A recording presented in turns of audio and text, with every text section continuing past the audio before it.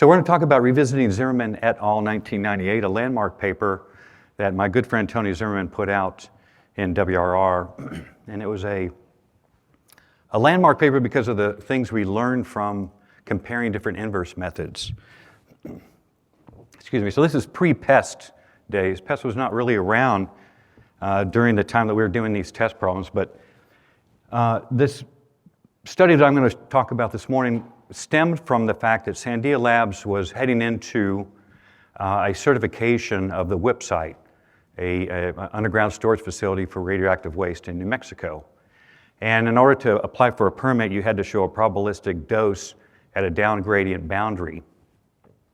Well, that probabilistic dose required a probabilistic travel time.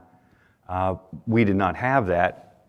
In 1990, we provided a regional model calibrated to a bunch of transient pump tests and some undisturbed water levels using the pilot point method. So we had one realization, and Sandia convened this panel of kind of the who's who of stochastic hydrologists in 1990, 1991. And so for 2 days, I got up and kind of walked through the model that we had done, and I passed the test that, okay, seems to be peer-reviewed, check, and now the question is, how do we add uncertainty to it? And so with the panel, who was composed of some of the co-authors you see here, Ghislaine DeMarsley was the chair of the panel. All the big names, Jesus, Carrera, Shlomo Neumann, Steve Gorelick, Jaime Gomez Hernandez, Yoram Rubin, and Gideon Dagan. Who else? Dennis McLaughlin. It was a pretty intimidating crowd to walk into a room on. But after a few days, they decided that what we simply need to do is redo the WIP model 100 times. Well, it took me several months to calibrate the WIP model by hand using pilot points, kind of in a trial and error method. So I was looking at that 3 months times 100. That was going to be a lot of work. We decided we needed to automate it. So we automated it using putting a conditional simulation front end. That was before GS Live was available, so we used this method called turning bands. And this old technique of doing conditional simulation called residual sewing that came out of the School of Mines in Paris. Well, from 93 to 95, so we did that work. We added the conditional simulation. We produced 100 realizations, an ensemble of calibrated fields to both the steady state and transient data. And we had a nice travel time CDF. So the question then was, how can we benchmark these results against other inverse methods, which is essentially the peer review that Sandia needed to satisfy the peer review requirements.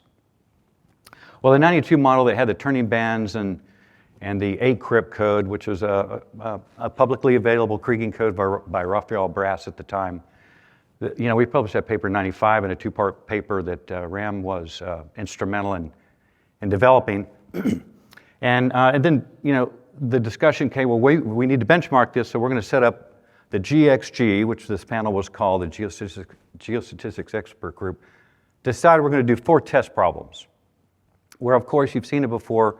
There's a reality that's known. We're going to sample it, and we'll give a subset to those who are competing.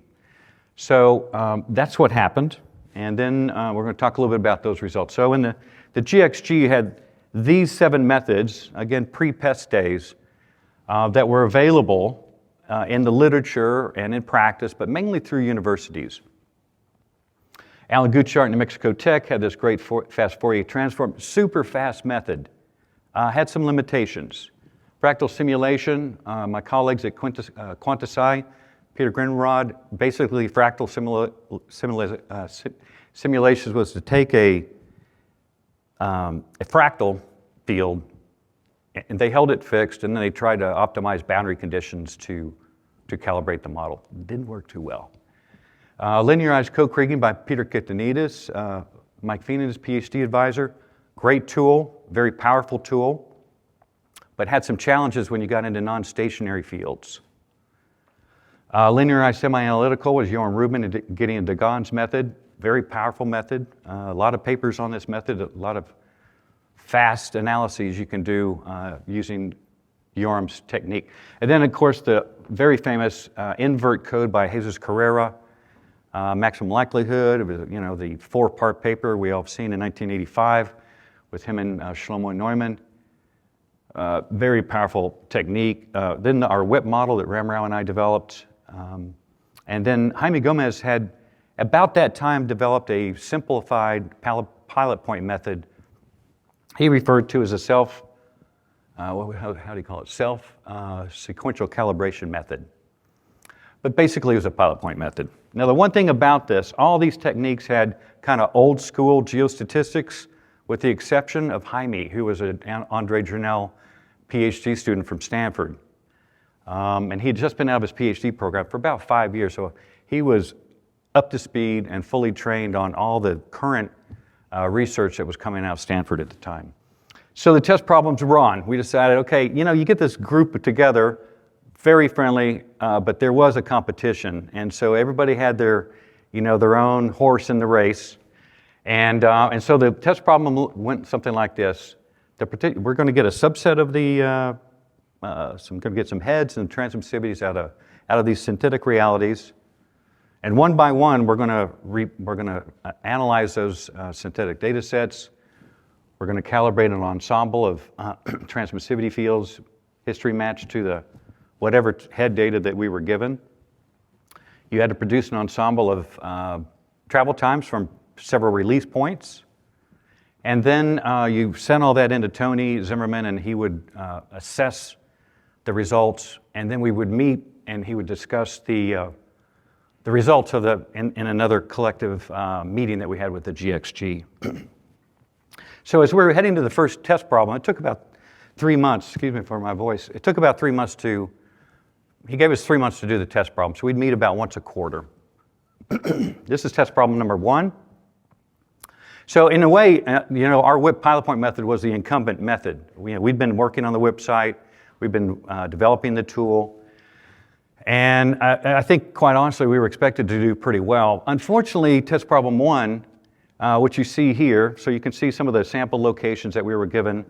You could see some of the travel time release points.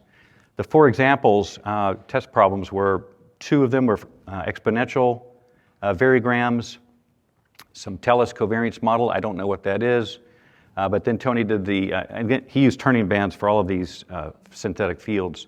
He had a Bessel function, we'll show you in just a minute, that produced a really nice channel inside the transmissivity field. We got about 30 to 40 head observations, 41 log T observations, and we said, go. Well, so we met with test problem 1. We came back and we were dead last out of the 7 methods. I mean, absolutely horrible slogging. It was traumatic, and I still carry that trauma around in my nervous system today. Because, our client, Sandia, was paying for this, and you have these 6 other methods that just kicked our butt. So my client kind of looked at me like, so I realized that I needed to do a better job, and we'll talk about why we failed so miserably in the first test problem. Test problem 2, again, an exponential covariance model, very similar. You can see the hydraulic gradient resulted in the travel times moving kind of due east in this example.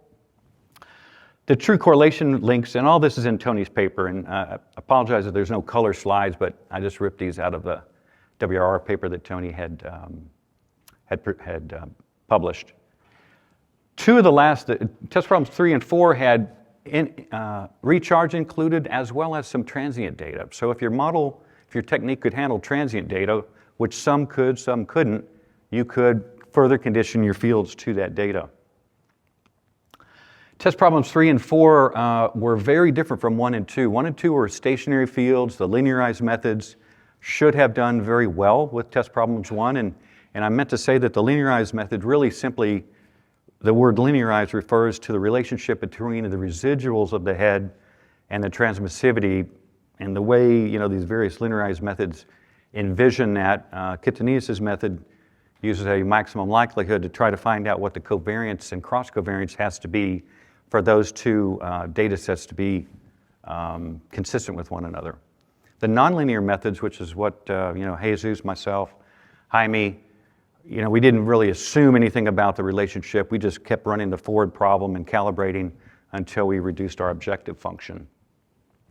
Test problem 3, Tony was wickedly put some very high fracture channels and just imposed them into the domain.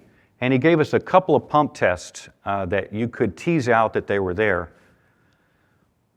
What we learned later was that there was no way with the number of pump tests he gave us we would ever found that out. You would have had to blanket it with pump test data to really get enough interference signal to tease out what needed to be there. So it was kind of an unfair problem. All the methods really were very poor on test problem 3. Test problem 4 is what I'll go into some detail. You can see this nice meandering channel of high transmissivity that runs right through the center and how it controls the flow paths of the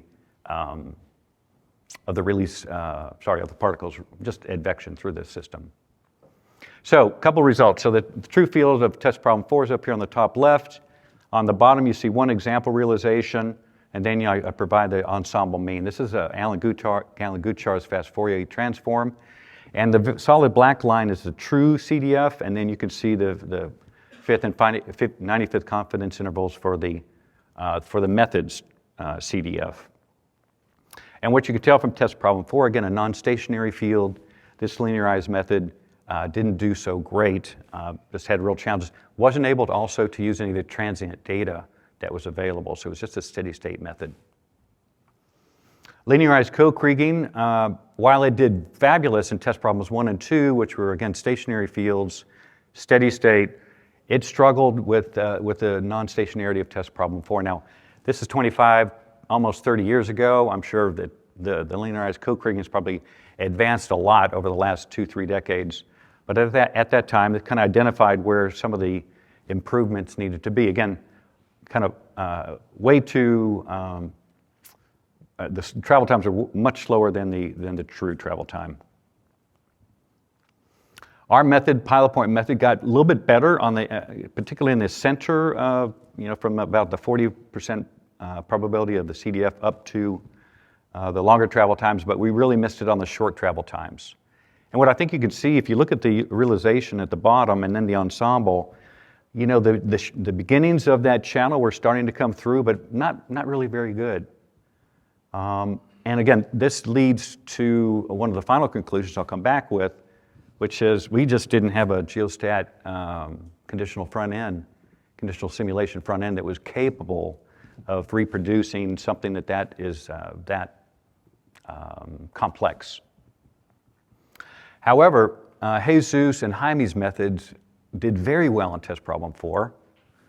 You can see the true travel time in the solid black line, and Jesus's ensemble captures the envelope of that true method quite nicely. Even though he suffered from some really large grid spacing issues, he did wind up doing a pretty good job on this test problem. But the all-star of the technique was Jaime's pilot point method. And you can see how well he captured the meandering channel, both in the example realization, but particularly in the ensemble.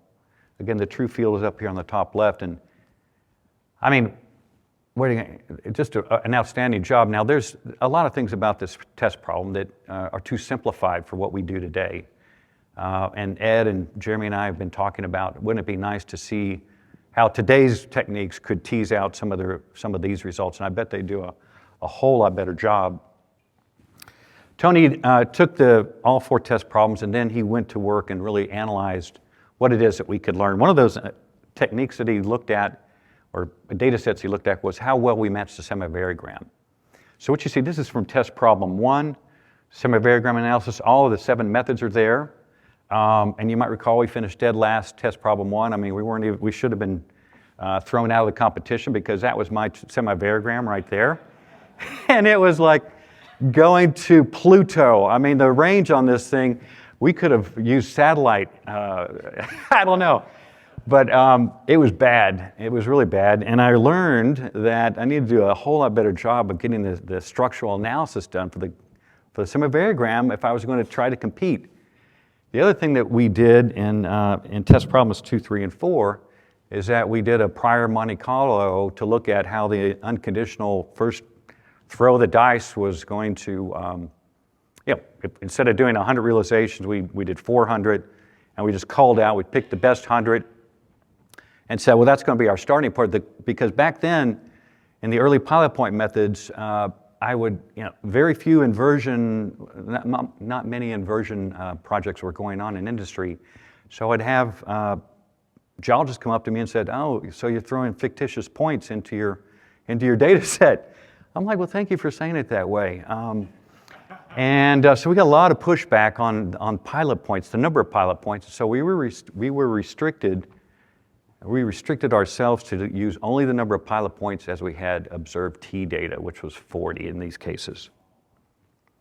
So you really kind of had to get an ensemble at the beginning of your prior to give you a chance to have these 40 pilot points reduce the objective function to something that's reasonable. So here's the results. The two blue methods are, the blue shading is the two linearized methods. You can see the Peter Kitanides linearized co-kriging crushed problems 1 and 2, but really suffered in the non-stationary fields. Again, the higher the rank, the worse the method performed. The fast Fourier transform by Allen did, kind of perform the way we might expect now that it would have. You trade off speed for, in some cases, accuracy. Our WIP pilot point, you can see how bad we were in test problem 1, and then we got better as we learned how to go about this process. Jaime and Jesus are shown here on the bottom left. You can see Jaime's method, the Spain pilot point method, did very well. Jesus did very well. And my friends at the UK, Peter, I love you, but your method was really not that great. So what came out of the talk was this main conclusion. The importance of the proper selection of the semivarigram of the log T field had a significant impact on the precision of the results.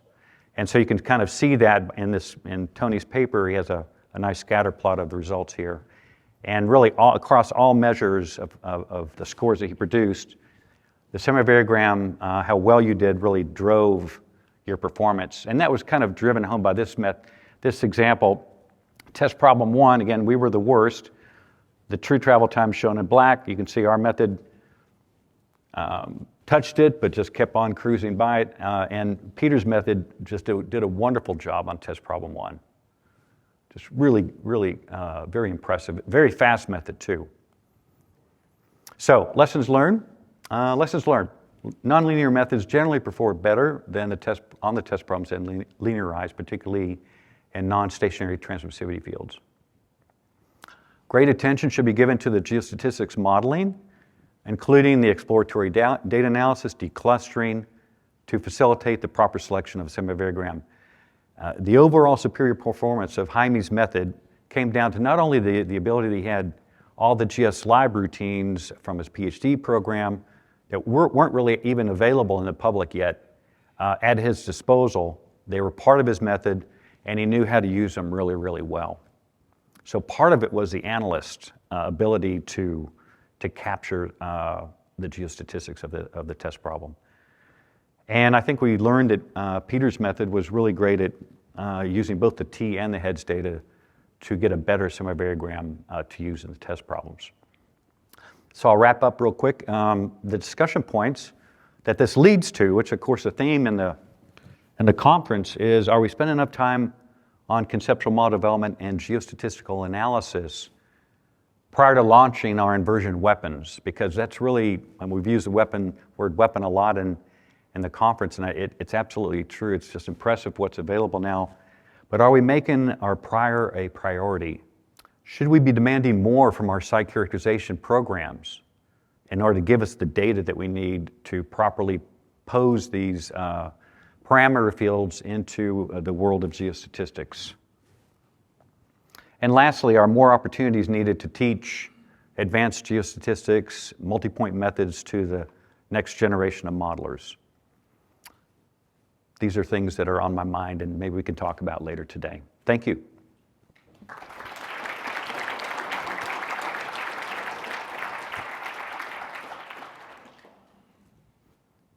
Any questions?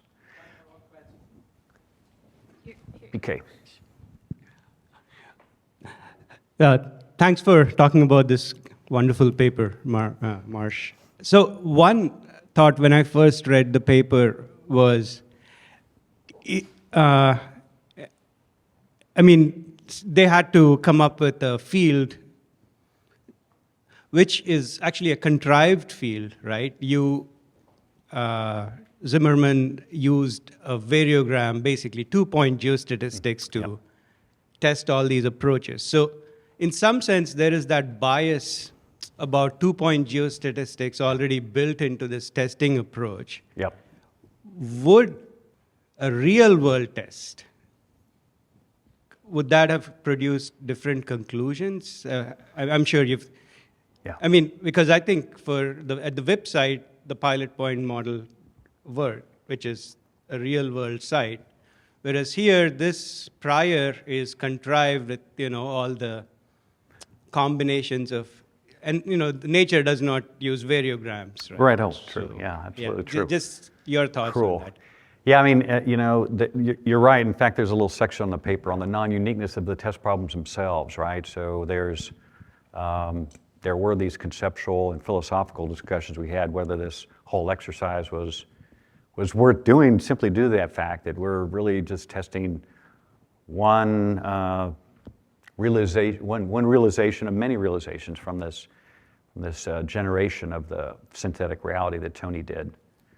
And when he added when he imposed what he wanted to have through these high T features, which none of us really did very well on, I encourage you all to read the paper. It's a 41-page WRR article, so get a hamburger, sit down, and just kind of plow through it. It's really quite amazing. I hadn't read it in 25 years, and Tony's work was just pretty impressive, everything they did to try to understand. But yeah, it's a very valid point, PK. Thank you. Any other questions? Yes, Dean. It's about the models and the fact that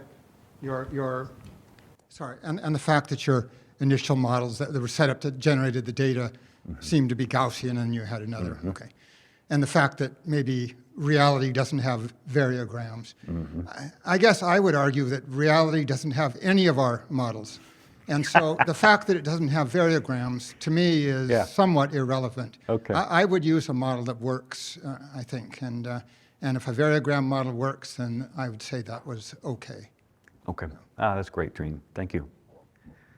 I mean, I thought maybe there were some things that we learned that would still be applicable for the things that the challenges that you all have, and particularly the way you parameterize the PEST series of codes. Just don't forget about the geostatistics. I think it's an important part of what we do. And I think most geostatisticians treat that structural analysis process much like we do our own modeling. And so the rigor that they bring to the geostatistics pursuit is also very important to them. And so I just want to remind everyone, I really think it still should be important to us. Thank you.